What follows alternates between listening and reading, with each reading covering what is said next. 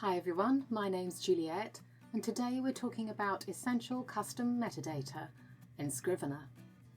It's important to fill out at least two things in your custom metadata when compiling eBook files, because this information is often displayed on the screen when reading. Some retailers may overwrite this information, but if they don't and it's wrong, purchasers will see that wrong information. Plus, if you're supplying eBooks direct, you need it to be correct. So to change this, go into Compile and select the metadata option. The two things you need to ensure are correct are the author name and the title. Just enter them into the boxes and you're done. Well, after you've pressed Save and Close, if you're not generating the document immediately.